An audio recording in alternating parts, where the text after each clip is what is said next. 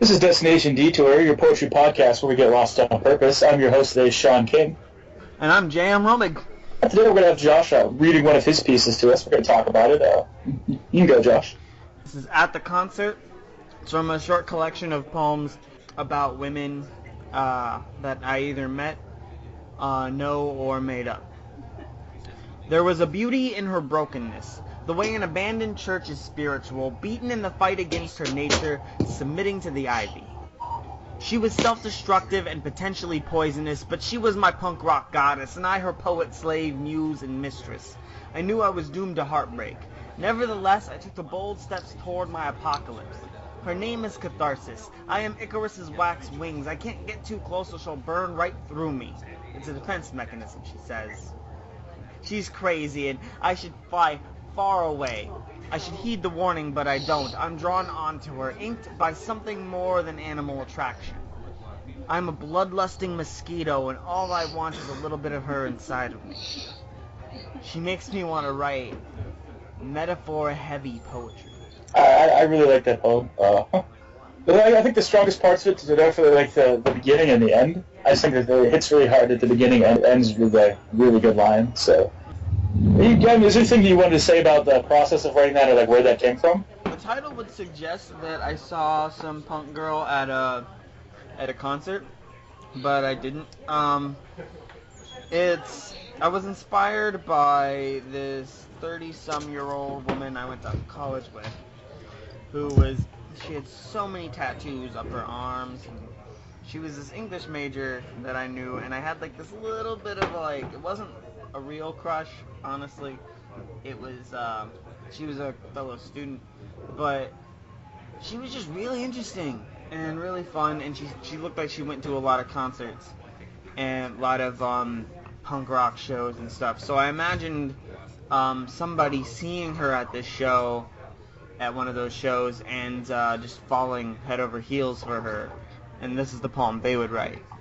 Like the first line, that's actually like how I think. Like whenever that's sort of something that draws me to girls that I'm drawn to. My one friend says I like girls with crazy eyes, so I think that's. Oh my god, yeah, it's something about broken women. I don't know. I mean, that's the thing is I hate to call it broken because nobody's broken really, but yeah. There is something about that faulted personality that makes like guys go crazy. I don't know.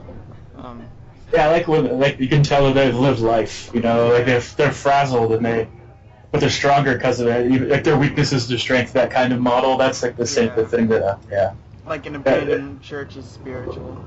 Exactly. Yeah. That's sort of like a question that you read, like not specifically this poem, but one of these poems. Because like when I saw your feature, that was about a month ago now, I guess. But yeah, damn. When I saw your feature, like those are the poems that stood out for me. Were just like, because I think I have similar musings on women, which comes across in some of my poetry as well. But the reason I have so many poems about women actually goes all the way back to when I first started writing, like taking it seriously. I was listening to a lot of this band called Atmosphere. This rapper named Slug. And Slug, he has a lot of songs where woman is a metaphor for something else, human or alcohol. Usually it's alcohol, because he's an alcoholic for the longest time. He's an alcoholic, I guess, recovering. Anyway, yeah, but he used women as a metaphor for a lot of things. The way he used the imagery really stuck with me. Because a lot of my earlier stuff was trying to imitate that. But it kind of went into its own thing after a while, so it isn't like I'm copying. He's a very big influence. Yeah, like my favorite song ever is the song "H" by Tool. Is just using women as a metaphor for heroin, so it's a similar thing right there. That's really funny. I've mentioned this before. Like one of my biggest influences is definitely Sage Francis, and him and Slug like actually come from like the same stuff. Like Sage Francis is the shit. Yeah, they rap battled each other. If you go on the internet and search for it, they rap battled each other several times at like Scribble Jam and stuff. So one thing I noticed, like I thought it was interesting to use the word onto instead of into. Was that on purpose or? Yeah. Drawn onto. Yeah, that's so. Like a tattoo. Yeah, that's what I thought. Because at first I was like, that has to be wrong, and I'm like, no, inked by something. That's so much. Yeah, okay, That's what I thought it was, but... Into sounds a lot more sexual, too. It does, yeah. And well, then, like, because then, like, the next thing is, like, I am a blood-busting mosquito, and all I want is a little bit of her inside of me. It's like a reversal. I like it. Is there anything else you wanted to say about this, or...? Yeah, the girl who inspired it, I have no idea where she is or what she's doing now. I don't know, I think I did her justice. I wanted to write a poem that kind of painted her. Like, I actually, like, right before I wrote this, I had complimented her one day in class. I was like, you are like a punk rock goddess. You said that to her? So, yeah, and she was, so she just blushed and laughed, and was like, yeah, whatever, Josh. Yeah, whatever. you were like 18, right? Yeah, I was like 18, right? And she was like in her 30s. This should feel like I used to do that too. Like you're like, I'm the teenager who has a thing for the older woman, like literally a woman, and I'm a boy. Like that happens stuff. Yeah. I was thinking, I didn't really have like the thing is like I didn't have a thing for her. Not like the narrator of the poem has a thing for her. Yeah. You know what I mean? I had an admiration. She was beautiful, but I didn't want to do anything with her. You know, she was just a friend. You know? Yeah. But I did imagine what it would be like to have a thing for her, and that's what that poem is. I can definitely understand that. I'm friends with lots of attractive females that I'm not trying to bang, so... Yeah. I can completely understand that. Like, I think this makes your life a lot harder if you just try to bang every hot chick that comes along. It's just not a good idea. Yeah, there's so many beautiful people. It's like, you just become angry and frustrated, and you have no friends. There's really no point to doing that, you know? Yeah. That's why so many people are angry. Yeah, I agree with you. Anybody who cries friend zone, I've been friend zoned. Dude, you're a friend of like an awesome person. Yeah, it's better just to like write poems about it and forget about it, you know? Yeah. Well, like I said, this poem didn't even come from being friend zoned. It came from not really even.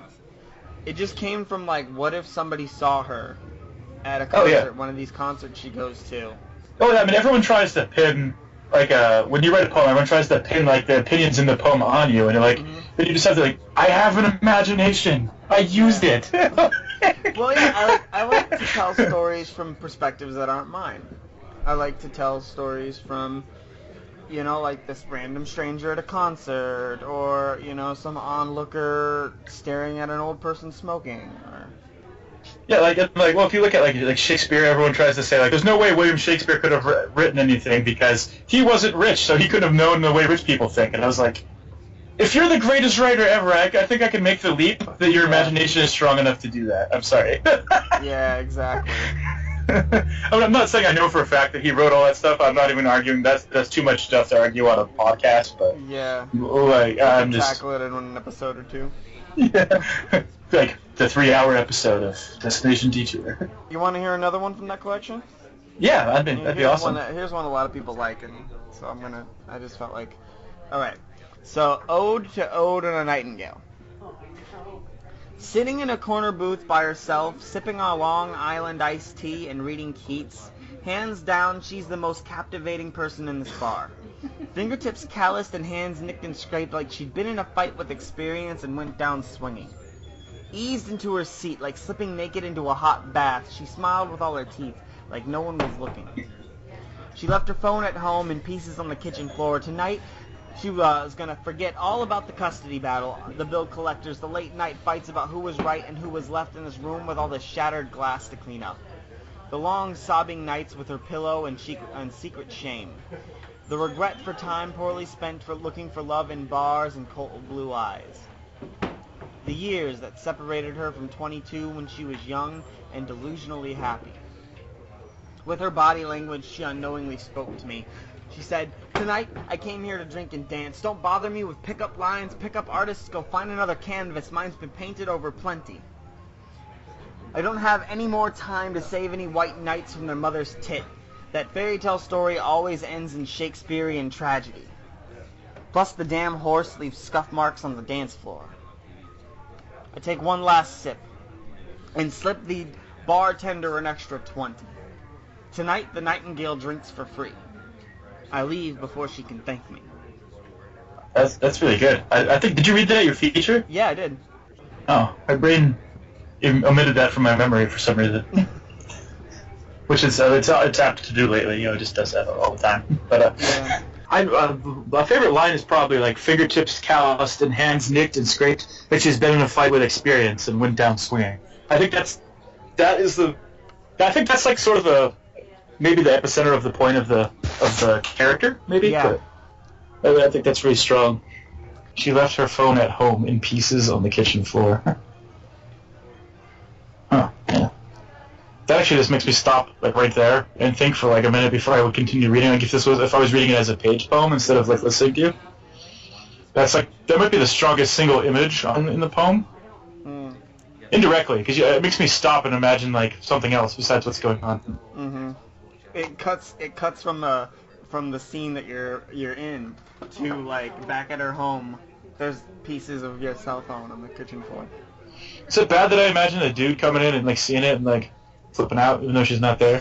Yeah, I mean, no, it's not bad. That's continuing the story in your head. I like it. Like I don't like. There's so many different ways you can imagine what happened. You know. These were the poems that I really liked from your feature. They're just really. I guess maybe also because they're kind of in my wheelhouse as well. Like sort of like it's like a crossover between like the way we write. I think more than like some of the other stuff that I write or that you write. Like we have like a common ground with these poems maybe.